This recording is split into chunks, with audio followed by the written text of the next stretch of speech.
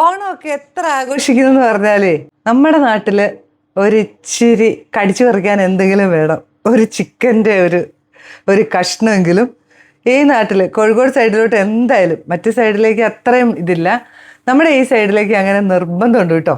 അപ്പോൾ ഇലയുടെ അറ്റത്തൊരു chicken fry എങ്കിലും ഉണ്ടാവും.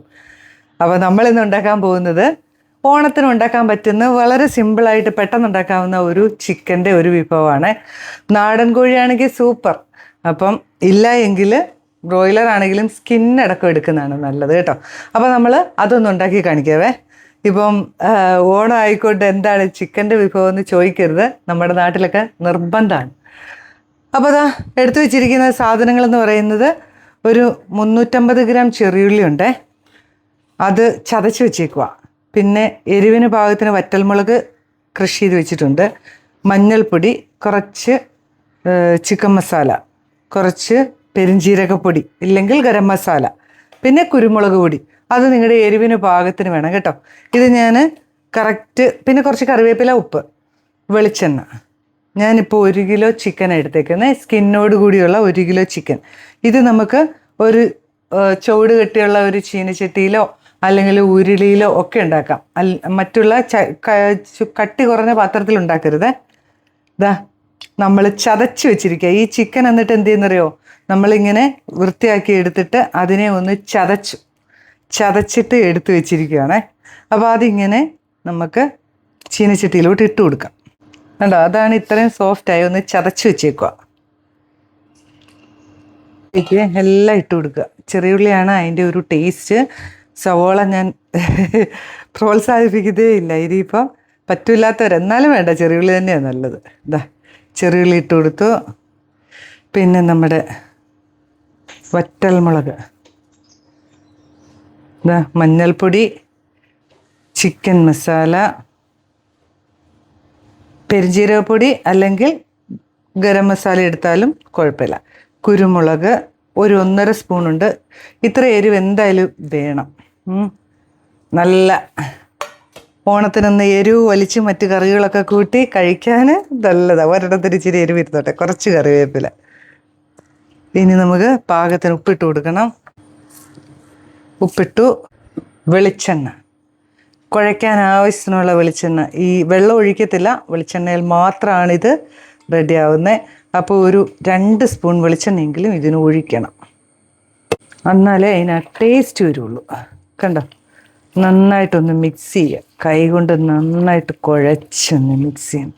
ഇതിനകത്ത് വേറെ ഒരു സാധനവും ചേർക്കണ്ട.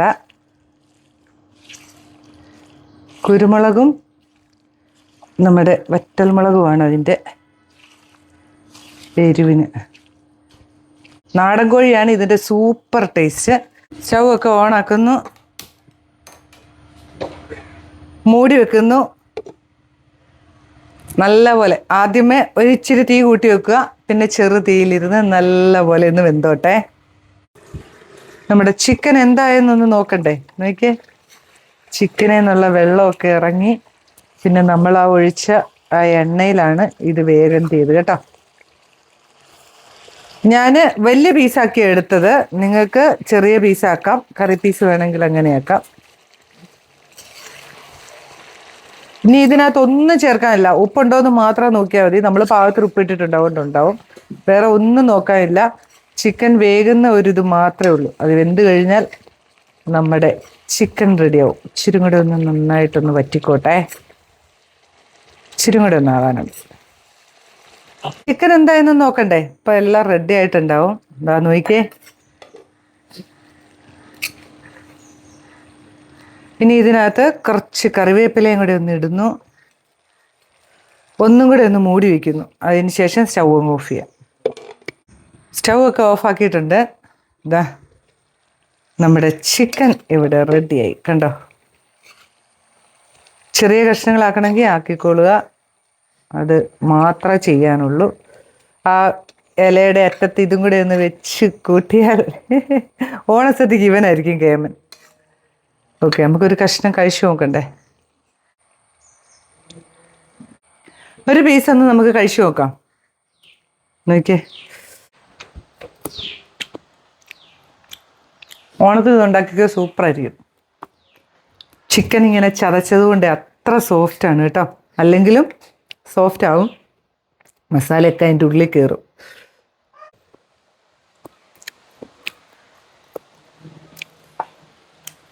ഓണത്തിന് ഉണ്ടാക്കി നോക്കിയാൽ സൂപ്പറായിരിക്കും.